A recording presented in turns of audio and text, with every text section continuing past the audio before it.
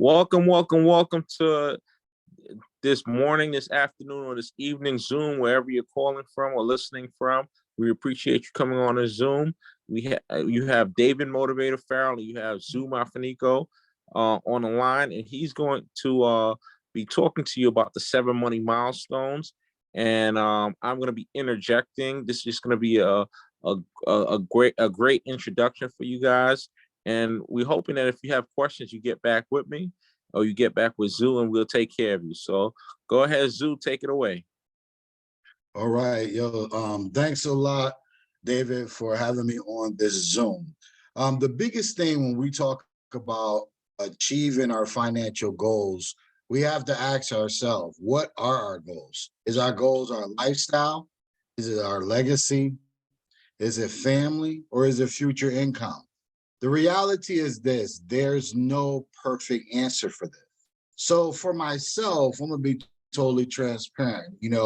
I'm all about teaching individuals. I'm all about really sharing the vibration of financial literacy. Because one thing that I do understand, if I can help bring financial literacy to the masses, we can close the wealth gap. And that's why this Zoom is very important.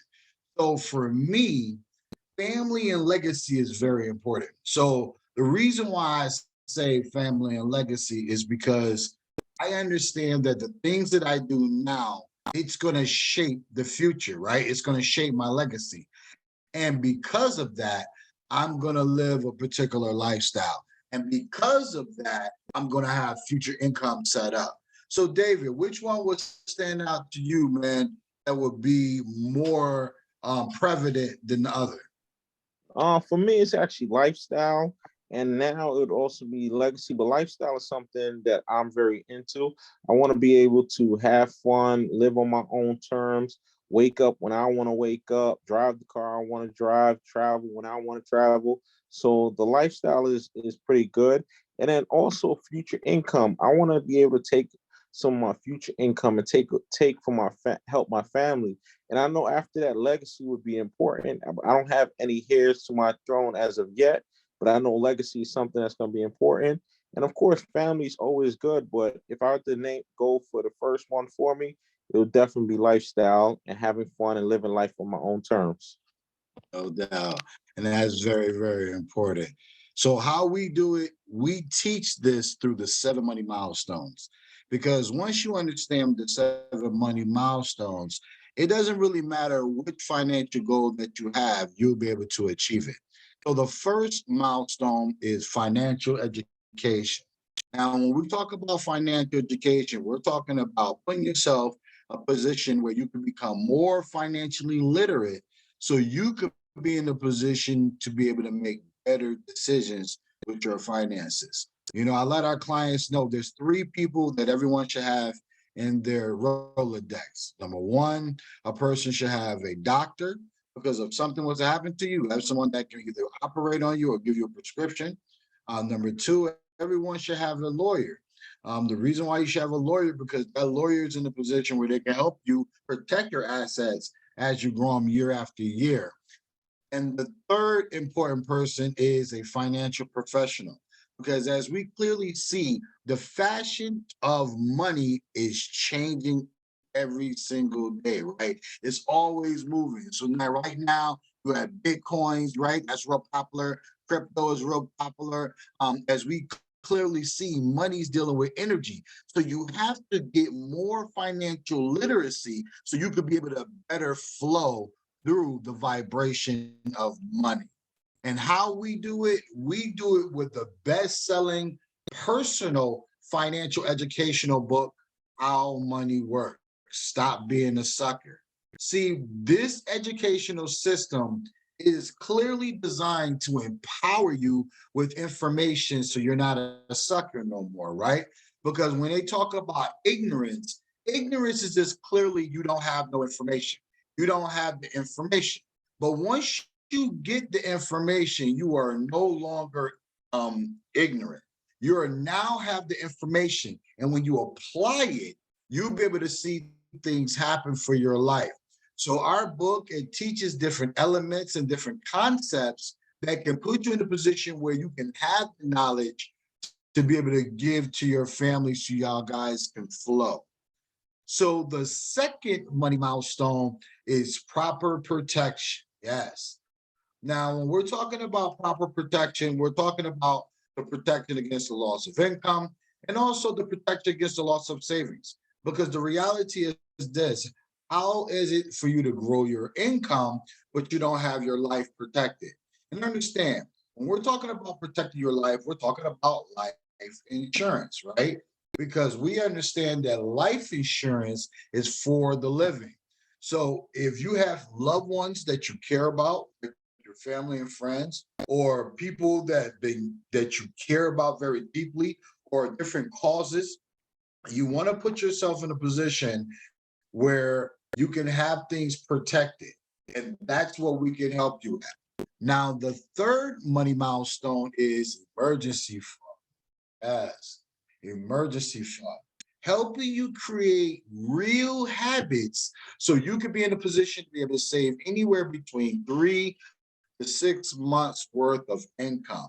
Now, David, I know me and you have met a lot of clients that was not prepared for the pandemic, right? Yeah, So for sure. if we can help them, right, put them in a path where they can be better prepared for unexpected expenses, right? So what do you think about this formula helping them save between 3 to 6 months worth of income? I think that's something that's necessary. I've learned this from Dave Ramsey. He speaks about this all the time. Having an emergency fund, making sure you have your 3 to 6 months expenses. Because as you said, during the pandemic, people were exposed to what was actually happening. So a lot of people lost their savings. I also know a lot of people don't even have $1,000 right now in their savings account. So if $1,000 event were to happen, they wouldn't be able to fix that situation. So we tell people 3 to 6 months, and we show them how to do this with the How Money Works program. Exactly. And understand, I know it might even be a challenge for someone to be able to save anywhere between 3 to 6 months. Because if you think about it, if your income, let's say if you're bringing in $5,000 a month, and we're talking about, you're saving anywhere between 15 to $30,000, you probably never saved that much money before. But if you allow us to be able to help you, we can be able to shift your paradigm where it comes to money so you can be able to be empowered, and you will be able to build a successful emergency fund. Now, the fourth one, and I know, David, I know you like this one, is debt management, right? Putting people in a position where they can change their Love it. spending habits, you know what I'm saying, and strive to eliminate debt. So, David, tell a little bit about, debt, and getting more uncontrolling and understanding about debt. So a lot of people right now are in debt right now. A lot of credit card debt, home loans, car loans. It even says one of the things that they talked about, the new car loan is over $700 per month. So people are in debt up to their eyeballs. So if you could get your debt in order and get your money in order, that's going to be something that's going to be able to improve your life significantly. And this again with this program, this is what we're going to show you how you're going to be able to do that. So Zu's going to talk more about it and help you to get to the next level with this. Exactly. And really understanding there's a clear difference between positive debt and negative debt. Now, the fifth money milestone is increased cash flow. Yes, creating MSIs, multiple stream of income. See, you have to put yourself in a position where you can earn more income today. As you know, everything is going up, and a lot of you are still making minimum wage, or you still only have one stream of income. We want to be able to give you some information where possibly if you say, you know what, I want to be able to get more income, I want more, we can help you, because you have to have more cash flow so you can be able to achieve one of those, or if not all of those financial goals that we talked about earlier. Okay. Can Now I add to that? Can I add to that as well? I definitely most understand definitely. I definitely understand multiple streams of income is necessary. Me coming from I've had an entrepreneurial background, then got into the corporate world. I thought everything was going to be straight, just being in the corporate world. They paid me good money, not well money, but I stopped hustling, and I seen that you always need multiple streams of income, passive and residual, that can come to you whether you get up or not. So you want to make sure that you're always working on multiple streams of income. This program has a component that's completely optional, but you definitely can build wealth with multiple streams of income. And they say that most millionaires have seven stream of income, and a few of them are residual and passive. So you want to make sure that you take this information and run with it. Yes, that's very important. And understand, if you've never heard of income, passive income is money that comes to you with little of your effort, right? And residual income is after all your expenses paid, is the money that's left over.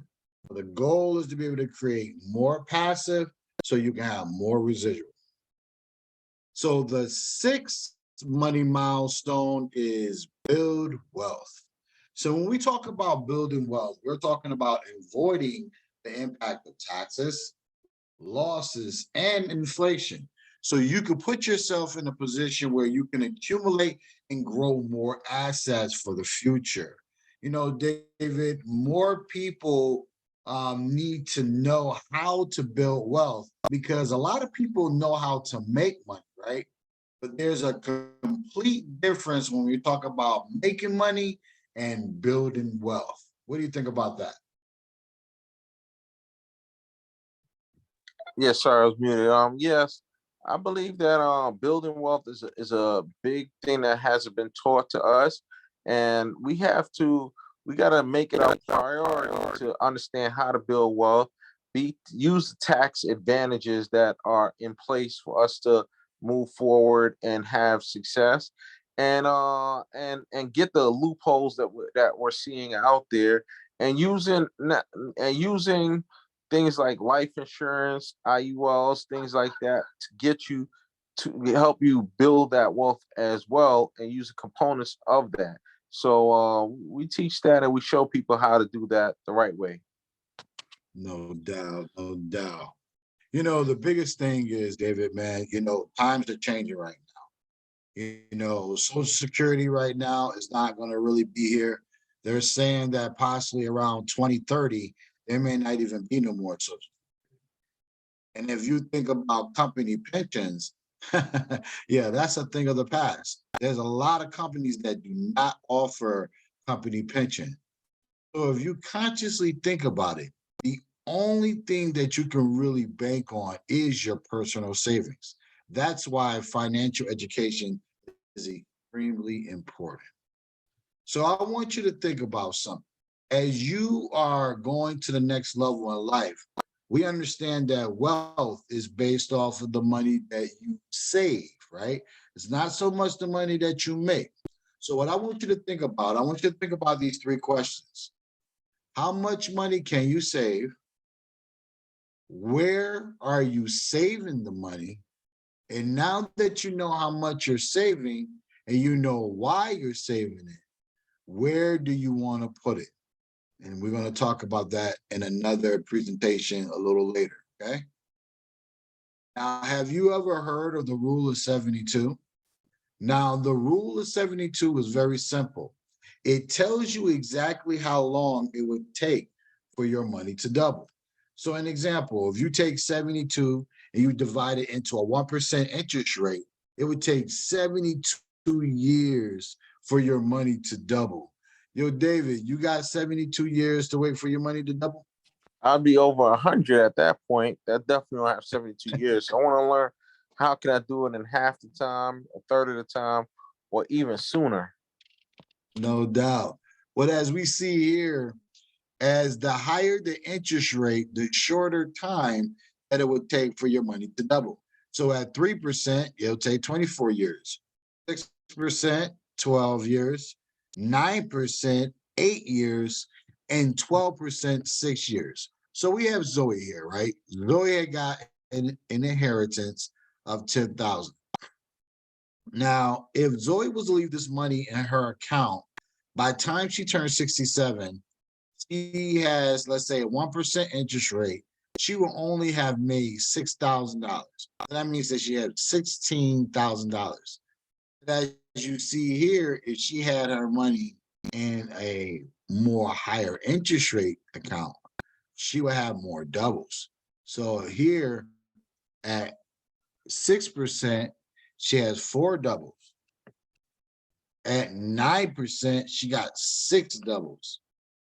And at 12%, she got a whopping 8 doubles, yielding her over $2 million. So I know you're probably saying, well, how is she able to receive this money? This is the power of compound interest. What do you think about this, David?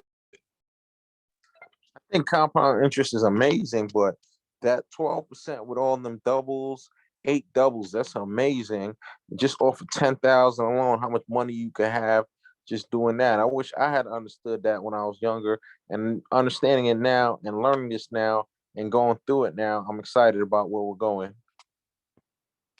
Oh, now the average, as we clearly see here, is 0.09%. Now I know most people that are on this Zoom, they probably have one of these banks. I know I got about 2 of them on here. I mean, it's really, really sad that you think about the average interest rate is 0.09%. So you're telling me it takes over 800 years for your money to double. That's why when you think about it, the banking system will turn around, loan you out money at a higher interest rate, right? And it's going to take them a shorter period of time for the money to double. So at this illustration right here, 72 divided into 17%, they would get their money back in 4.5 years versus the people who put their money in the bank. That's the reason why we say once you understand how money works, you're not a sucker no more. Now, David, you know what the candy that when you go into a bank and you see those Yeah, lollipops, you know what they're called, green right? suckers. You know what they're called? They're called dum-dums. Oh, I thought they were going. That's the name. That's the name of the brand. The name of the brand is called Dum Dums. Wow. Right, exactly. Now, have you heard of Smarties? No, I haven't. Well, the same company that made the Dum Dums, they made a candy called Smarties. Wow. I didn't know that. What is Smarties like? Um, it's a candy. Sweet. It's good. But the biggest thing is once you give yourself new information about finances, everything shifts, everything changes. And that's why financial literacy is extremely important. I want you to understand something. There's 3 options of where we put our money. We put our money in fixed accounts, which is the traditional banking systems, right? As you see with the savings, your money not even gonna grow really. And then you got your variable accounts. Now, variable accounts are like your 401ks, which is really called 401 Section K or 401 Section B. Most government tax codes starts with a 4. So those accounts, which most people who have traditional career type jobs, they have 401 Section Ks and so forth, right? But what most people do not really understand, those accounts are in accounts that is subject to the market.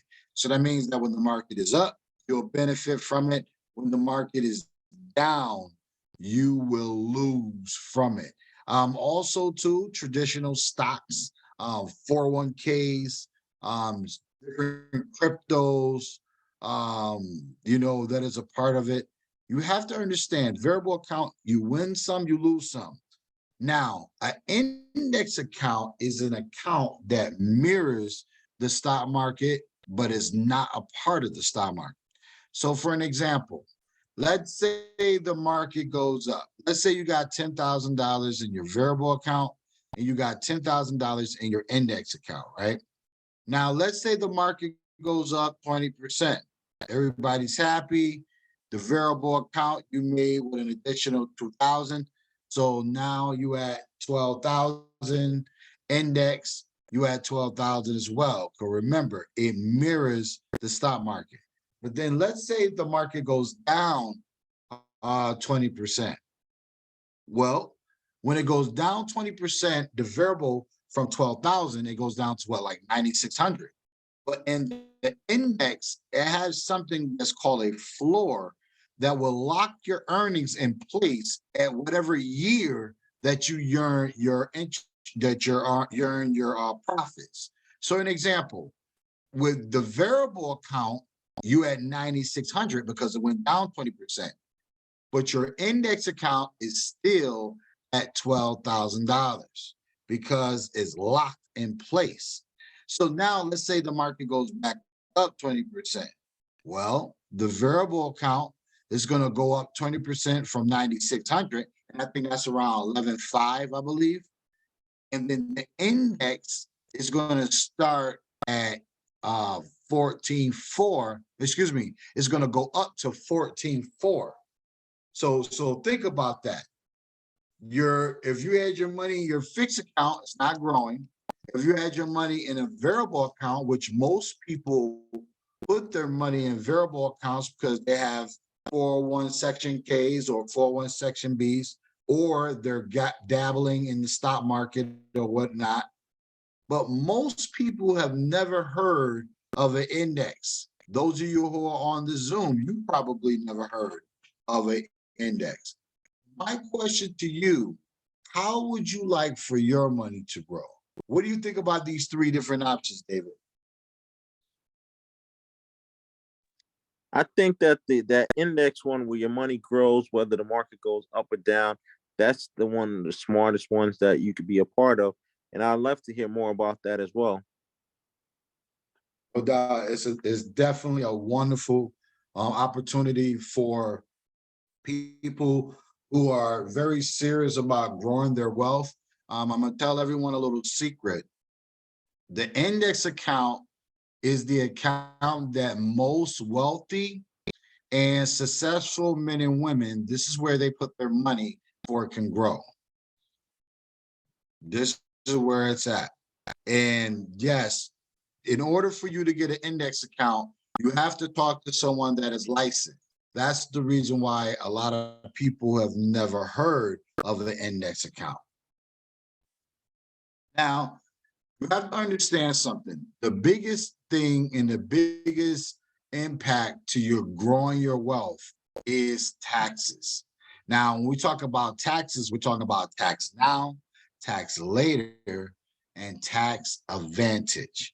So most people are taxed regular, right? Through your savings accounts, your CDs, mutual market, stocks, bonds, and also mutual funds. But when you transition from one area of when you transfer from one area to the other, right? And now you're going to tax later, which is also known as tax defer. Now you're looking at taxes from a different perspective. So for example, let's say you had over $200,000 in your 401 Section K, right? Now, the one thing that most people do not take in consideration is the taxes they're going to pay later. So they're just thinking about their money. But here's the thing. When you are ready to use your money, right, for income at tax time, when you're ready to tap into it on your retirement time, if you got $200,000 in your 401k, and let's say the tax rate is 50%, that means that you will only get $100,000. That's it, $100,000, because the tax rate was 50. That's Something that you may not. Go ahead. That's being a sucker for sure. Exactly. And here's the thing though, most people don't really understand that. That's why I always ask my client, would you rather pay taxes on the seed or the harvest? Think about that now. Because if you already have a 401k, right? And you have to make a decision because you're thinking about long term. The reason why 401ks are designed is designed for retirement time. But as you clearly see, it only benefits the banks and the governments. That's the only people that benefit. That's why I ask my client, well, if you think about it, if you was to take your money out of your 401k now, and then you was to put it in an account that allows your money to grow from this point, don't you still don't plan on making money for the next 10, 20 years? Yeah, for sure. And most of them say, yeah, exactly. So why not have your money grow from this day going forward versus you waiting to let it grow and you got to deal with the master situation. Now, tax advantage, that is the master situation. Because if you could put yourself in a position to avoid taxes, now you are winning. And that's what we're talking about. We're talking about reposition finances for growth. You can get a Roth IRA. You can get the cash accumulation within insurance policies, like we was talking about, like a IUL, right? A college saving plan. See, you have to understand something. When you're building your wealth, it's all about how much you save. It's not about how much you make. You have to be able to create a plan to be able to save your money for long-term wealth. What do you think about that, David? I believe that long-term wealth is a key component in the wealth game right now, because right now we're living longer. So you want your money to be able to grow, multiply, and as I see on the screen now, you want to be able to protect it as well. So I see I see that this option is great. I'm glad that I'm part of such a great organization and just being able to get to the next level with this. No doubt, man. See, here's the thing what's so beautiful about this, David.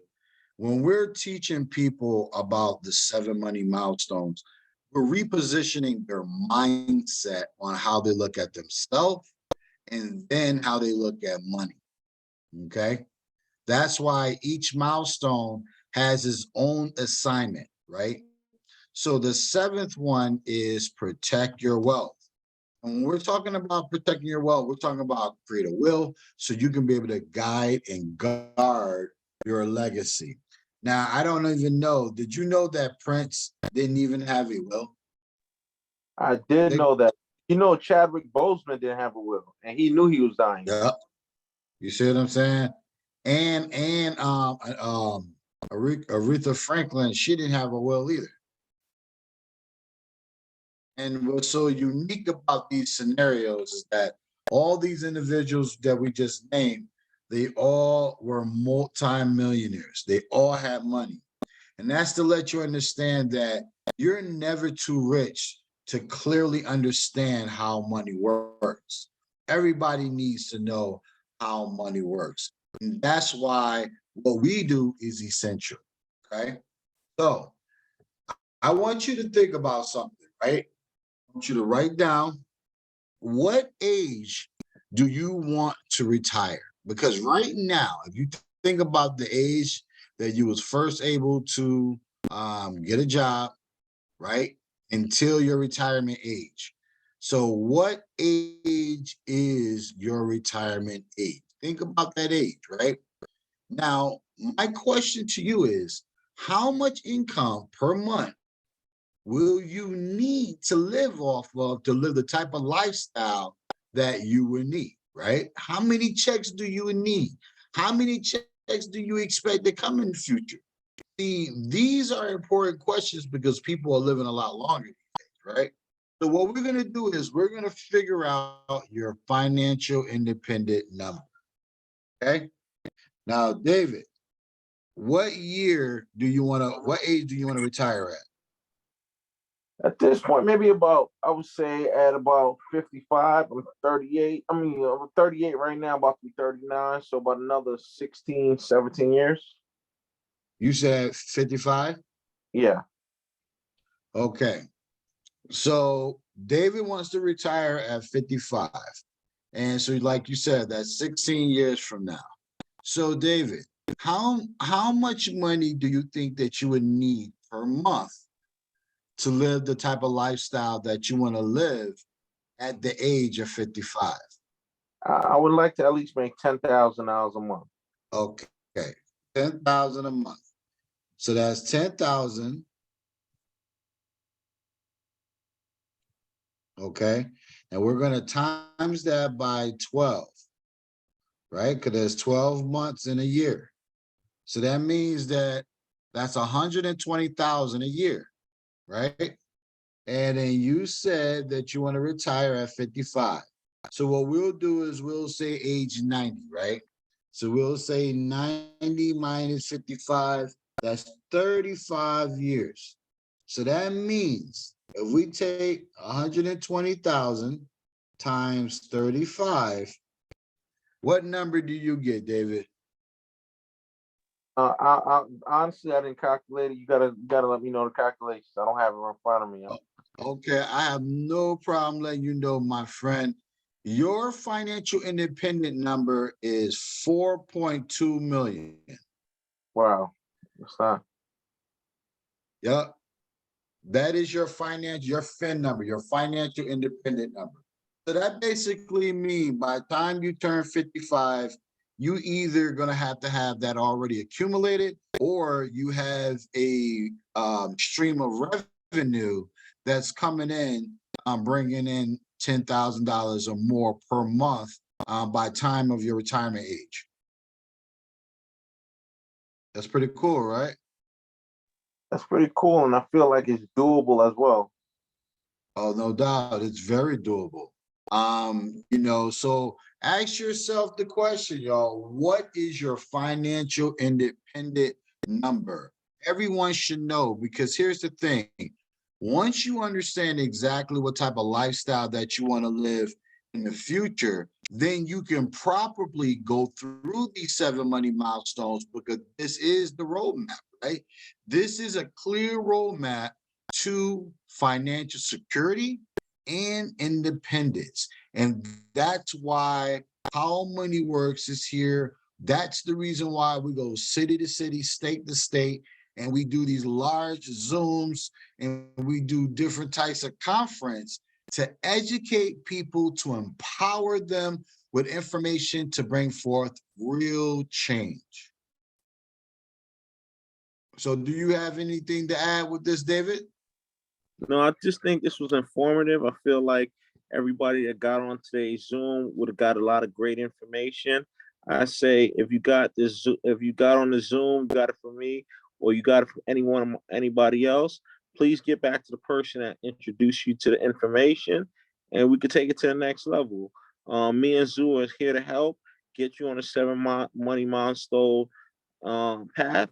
And there's also a business component to it, which is completely optional as well. And we could talk to you about a little later as well. All right.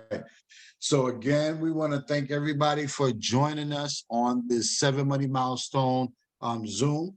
Again, get back with the person who invited you. And also, too, if you can see yourself being a financial educator, we are in need of more financial educator. Just look at it like this.